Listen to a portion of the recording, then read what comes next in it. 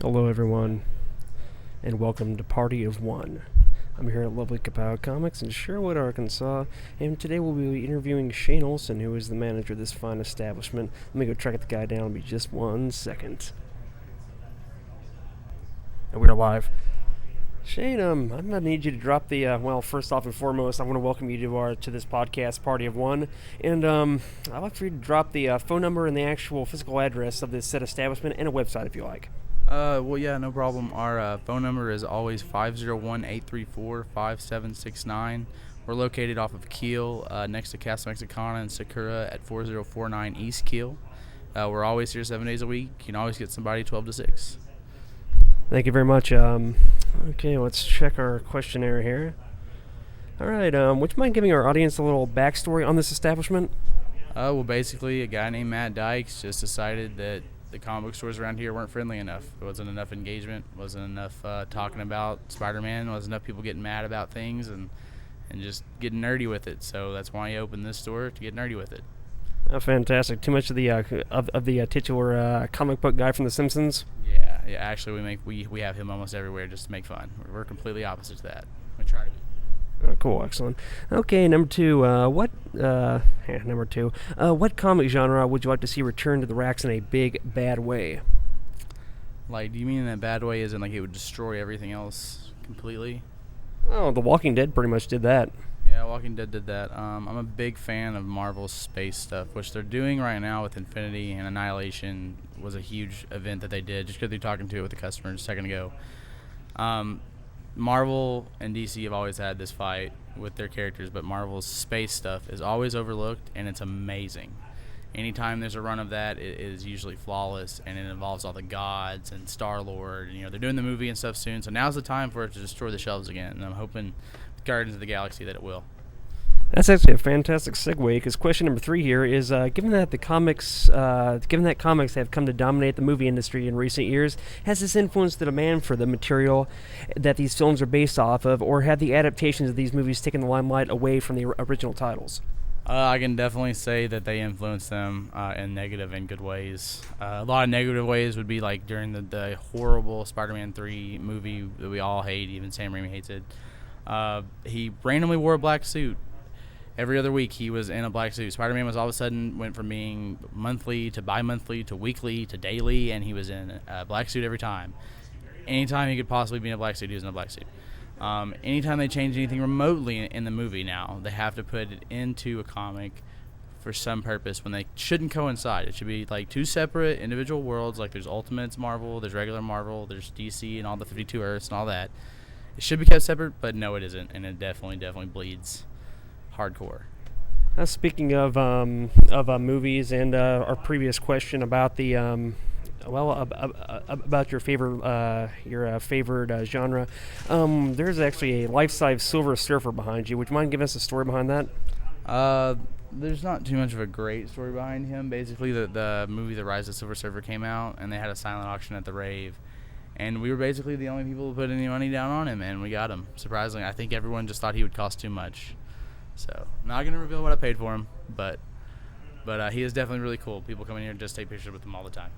I was hoping you were going to say something a bit more fanciful, like he had dropped to earth in my backyard and I nursed him back to health and Water until he was ready to go. No, nothing like that. He just chills in the back, and we dress him up for Christmas, and when the Red Wings are playing, we dress him up, all that good stuff. Alright, let's scroll down a bit here. Just scrolling down a little bit of technical nuances. Remember, this is show number 1. This is our origin issue. So, oh god, this nagware here. Crap. Excuse the technical hiccups here, boys. This is a long question. What was I thinking? Hardback collector's editions are now finding more prominent shelf space among trade paperbacks. IDW is offering artist edition hardcovers from such legendary creators as Jack Davis and Will Eisner. DC has expanded their range of absolute editions to include masterworks from Grant Morrison and Brian Azzarello. And the Marvel Omnibus line is giving fans the opportunity to own their favorite story arcs in handsome hardbound volumes. What title that has not been addressed yet in this manner do you feel deserves this treatment? Man, there's so much good older stuff that could be hardbound that isn't. That almost everything. The only stuff they hardbind is popular right now. Hush, All-Star Superman, stuff like that. I mean, hardbound a giant bone. They probably have one, but it's probably super ridiculously expensive. Make it affordable for people. Get some of the indie stuff out there. Give me a giant sweet absolute like the Sandmans of Invincible or of The Walking Dead. Just huge, awesome ones. I mean, you can make money off that. It's feasible, but there's also older stories, the old Guardian stories. Sure, they look ridiculous. Like the characters, they're 70s, 80s style, but it's fun, and they should have giant, immaculately redrawn, recolored, beautiful hardcovers, and they don't. It's really bad shame. I know it wouldn't sell, but I mean, I would love to see some of the Valiant crossovers put into that format. Do you have any thoughts on that? If you did old Valiant, a few of the things, no old Image, no Supreme, but old Valiant, man, that's fine. Like, I mean, heck, like New Quantum and Woody came out, and that I laughed 3 or 4 times reading that. Oh, come on, so some of the Liefeld pouches you would like to see come back into vogue? Come on, what are they keeping those things? Tic Tacs? I'll take Liefeld. I'll take Liefeld any day, just as long as I get to laugh at it while I'm looking at it. Oh yeah, with the laughable anatomy of Cap's gigantic man boobs and the short little T-Rex arms. The best part is Riptide #1. He gives her hooves. You can look it up if you don't believe me. She has hooves.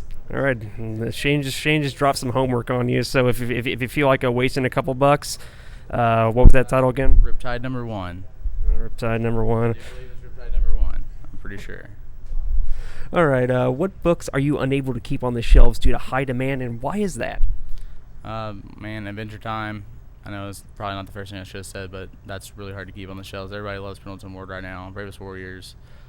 Anything Batman, remotely Batman. The Avengers are selling like hotcakes. With the Uncanny Avengers, it's just sick. It's a great book. Tons of people don't know about that one yet, though. All the Avengers titles are good. Independent-wise, East of West is just blowing things out of the water. There's always the new Valiant run, like I said, is doing immaculate. It's just they're doing such a good job keeping their art well, keeping their story well. Usually after 6 issues, like a Valiant, like I expected Valiant to drop their artists and start trying to save money, and they didn't. So that's going well. Man, and just anything that remotely starts getting hot, it's gone instantly. I can't. There's tons of stuff I can't keep on the wall anymore. Mostly though, just the main issues of New 52, all the main Marvel stuff right now, like with Infinity and Guardians of the Galaxy. Actually, Guardians of the Galaxy, I'd say right now is probably the hardest to keep in store. What do you think of?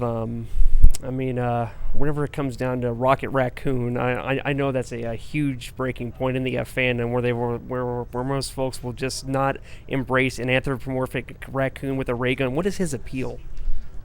There's actually an issue of Guardians of the Galaxy.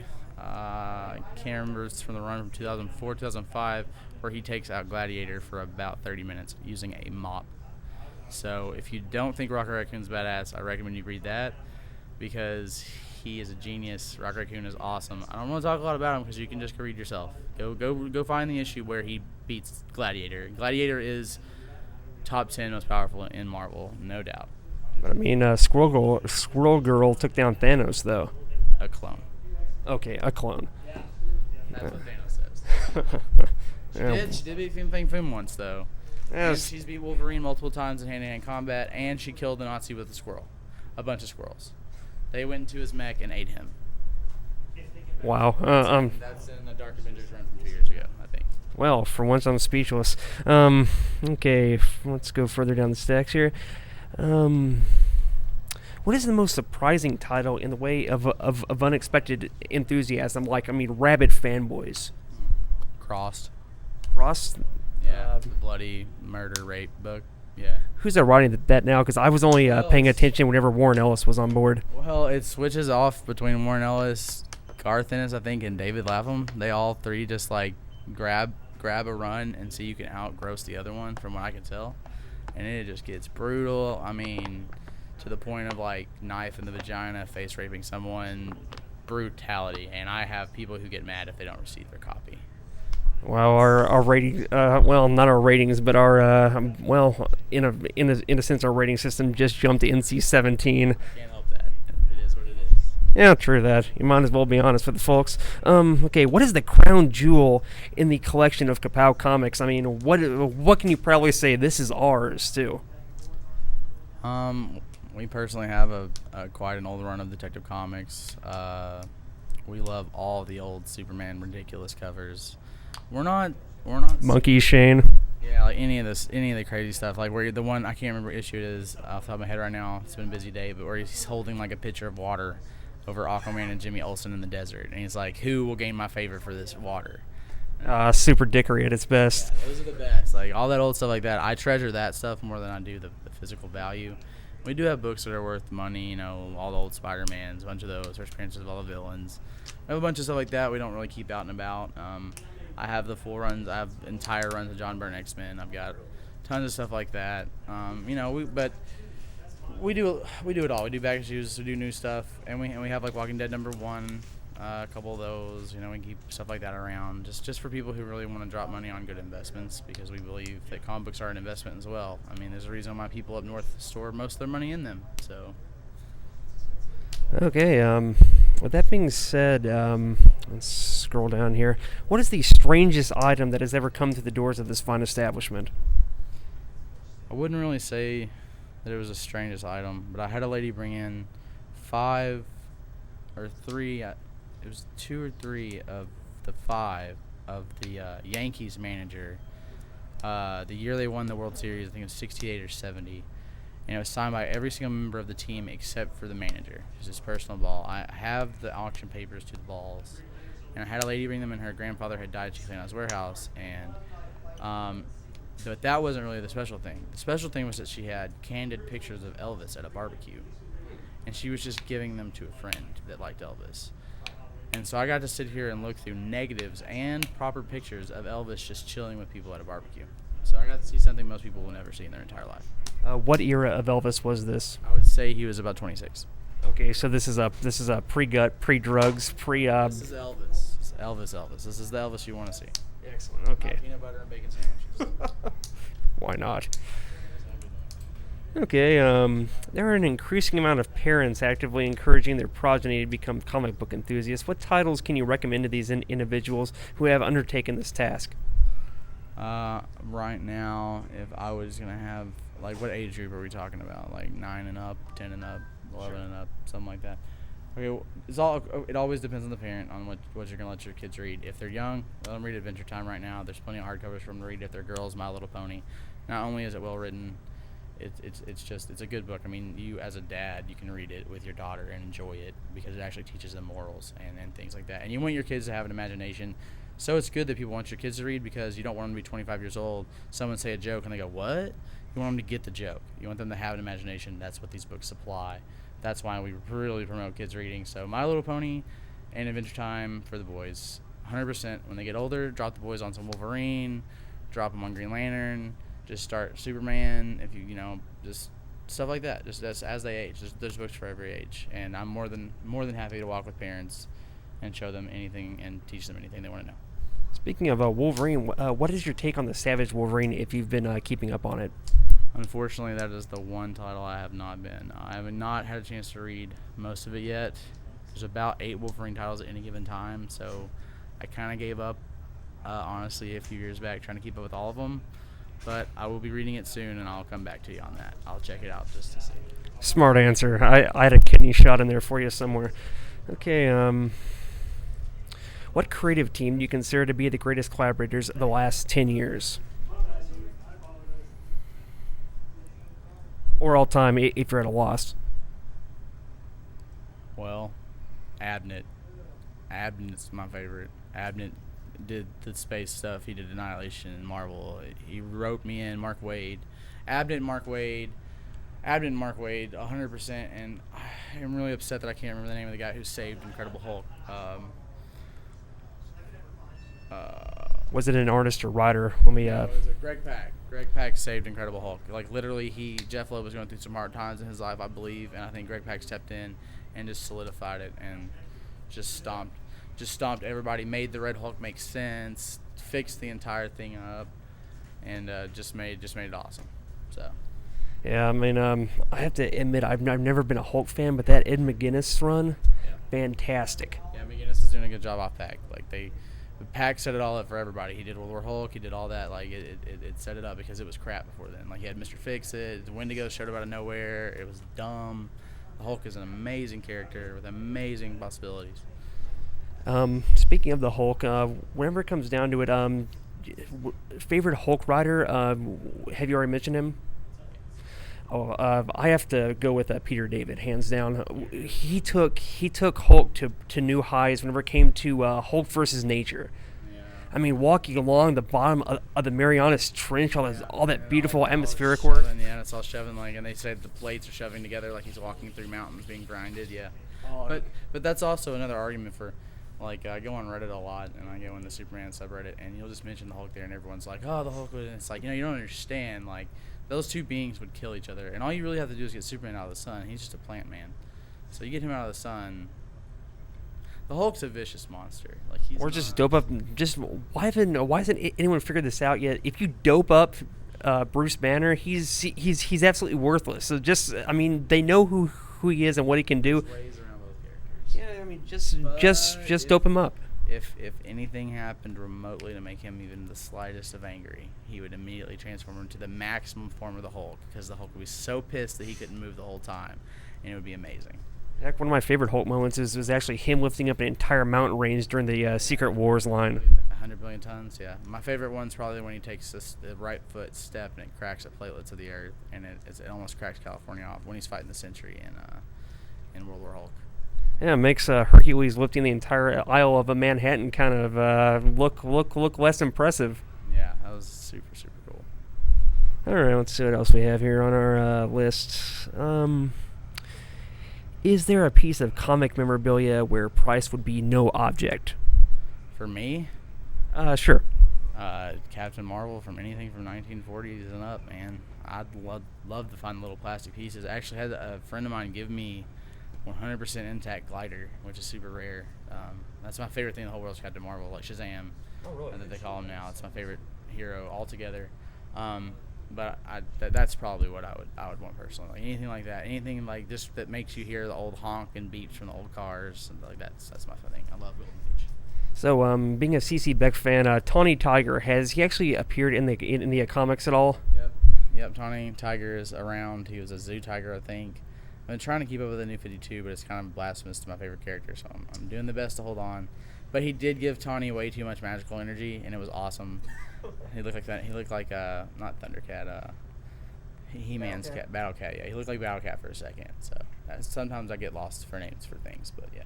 Okay, we're going completely off script with this one, but I got to tell you, since you mentioned the New 52, my favorite character, Mr. John Constantine, has been completely neutered. The artwork in the new comic is amazing, but just the storyline, it's so generic. I killed that dude at the very beginning, which is weird. And then it's stupid. And he's like, well, I had to leave him. And I don't know why you would stop an entire run of something that's going on for the longest for that. I mean, well, he does age in real time, and he was almost in his 70s in that comic. So I mean, if you so is Judge Dredd, and he's in a world filled with magic, there's ways around it. Well, not to mention it's the future, and who knows, Judge Dredd could be. That Lucifer and God both probably hate him a lot, so he could probably live forever if they wanted to write it that way. Not to mention if they wanted to bring back Nurgle or First of the Fallen or any of those great characters. There's so much they could have done with Hellblazer, so much.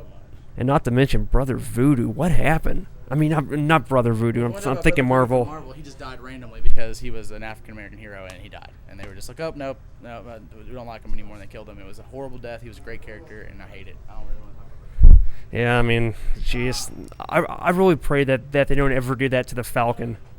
Falcon? No, it'd be like when they did it to Giant Man, or the Giant guy, and they put him inside the halo that Hank Pym made. Yeah, it'd be like that to me. Yeah, they unfortunately, the characters that aren't prominently white Americans seem to get it really rough. It's not fair at all. And women get it really bad too. And not to mention, you have to kind of just question the whole fashion sense that these women agree to wear outside of an intimate environment. They wear anything. They just put on lingerie and go fight crime. Yeah, why not? Fantastic armor. I mean, jeez. Okay, what edge do you feel that you have over the competition? Just what we're doing right now, talking to people, being part of something, and engaging with people, talking to people. That's what we do here. We hang out, we have fun. That is our edge. Not to mention we're clean, so. Oh, definitely. Very clean, very well lit. Usually, most comic book stores had that whole fluorescent burn going on, and they're just kind of dark and grimy. Yep, we try to stay 100% away from that. The store's cleaned regularly. It's clean, clean, clean, clean, clean. Not to mention everything's got its place. I mean, I'm looking around. You have fantastic. You have a great graphic novel collection. Yeah, we try to keep that up. It's so hard to keep it where we want it. People say it's a great little collection, but we want it so much more. But every time I buy like a run of the entire Crisis, it's gone. Or every time I buy an entire run of anything, it's like Old Man Logan, can't keep that. Everybody wants to read Old Man Logan once or twice, and then Walking Dead, gone constantly.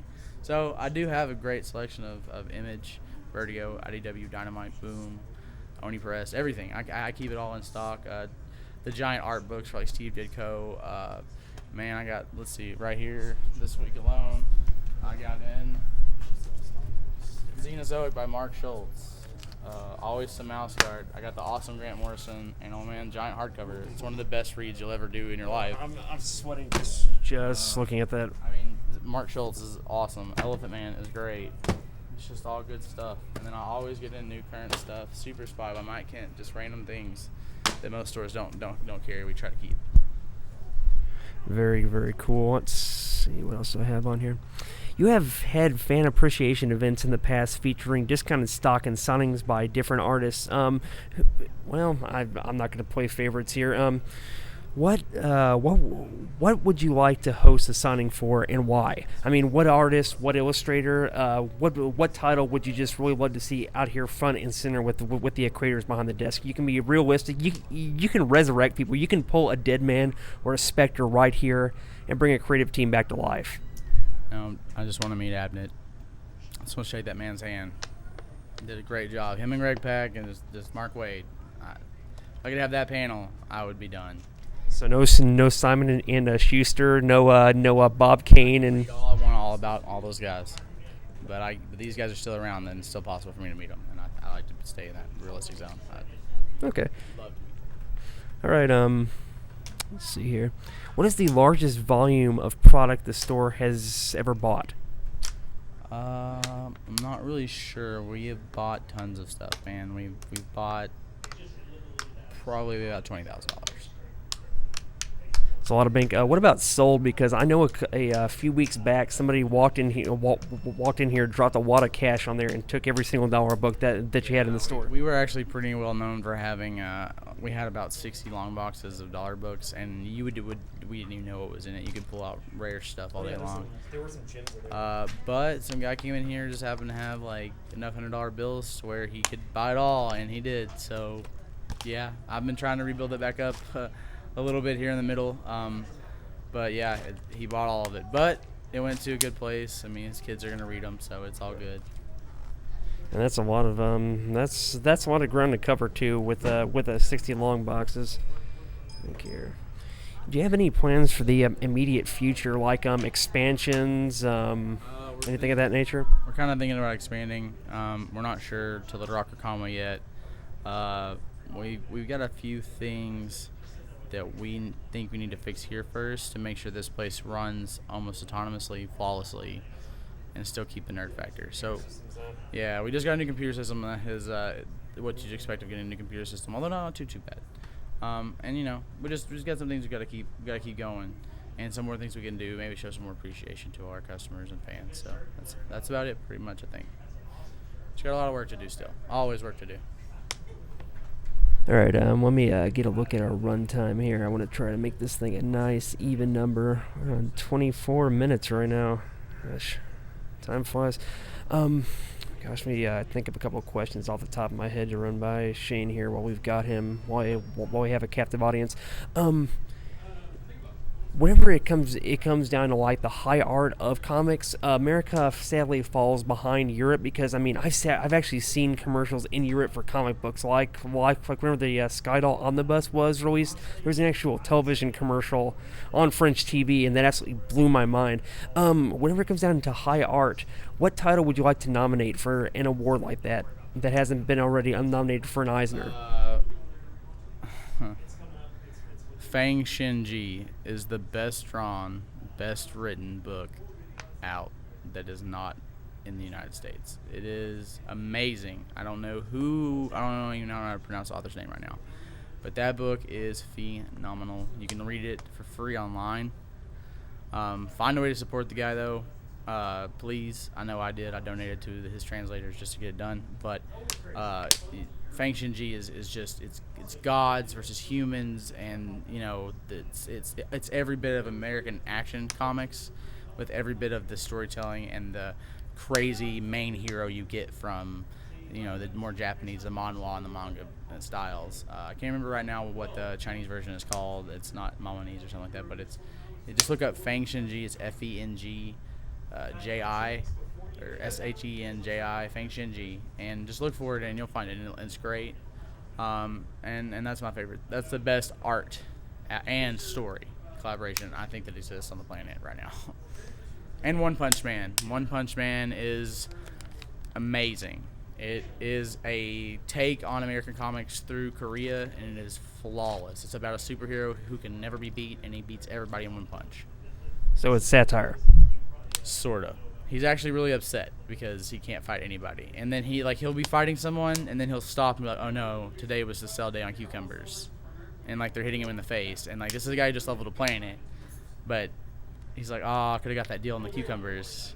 He's so bored, So it's kind of like there was the very first DC Marvel crossover. They had Superman versus Spider-Man, and Spider-Man is just wailing away with these rabbit punches on Superman's gut, and Superman's just standing there, ever iconic, ever stoic, and Spider-Man just draws his hands back. He's like, my mitts. Yeah. Exactly. Okay. Very cool. But even more so than Superman. Superman would be, just read One Punch Man. Just read it. Okay. Gotcha. Let me think here. Let's take this out with a question I've been wanting to ask for quite a while. Whenever it comes down to it, why aren't comics taken as a serious literary medium here in America? Mostly because of the abuse in race and women. I don't think it can be taken seriously because it's not drawn seriously. The story, and there's that. And there's also the fact that in American comics, for some reason, they can't seem to keep someone on a book for longer than 6 to 12 issues, or 24. Spider-Man should have one guy drawing it, one guy writing it, one inker. It should run a current story that they planned out, and there should be a cartoon running simultaneously every Saturday. That is how you bring comic books back to life these days. They're trying it with the movies. It's slowly working, but if you did what I just said and you ran the cartoon directly with the series, page for page. They could have done that with Ultimate Spider-Man. That's why anime works so well. That's why anime works. Because you get to see someone draw something, a mountain exploding because he learned this technique, and then, 2 months later, it's animated. It's always behind, so you always have the build-up and the excitement. That's what the American comics do wrong. If one or two or a team of 4 or 5 people in Japan, Korea, or China can produce such amazing 32-page artwork in a week, and it takes these guys a month and they complain a lot, it's ridiculous. It is ridiculous. Well, that's also the nature of their industry in Japan is just very much like a school's just churning out artists saying, this is the style you have to learn. This is the artist that you're looking to emulate. And they there's entire textbooks that are Bibles for these up and coming mangaka. Mangaka is one of the hardest things to do. You have to write something that gets popular. There's so many polls you have to go through. You can read Bakuman, and it'll tell you the entire, that whole book tells you how to do it and how hard it is and the turmoil. So that's basically, yeah. And that's pretty much what it comes down to, folks. Blood, sweat, and tears. These are the things that make a good comic great. Thank you so much for joining us on this very first issue, as it were, of Party of One. I'll see you folks later. Have a great evening.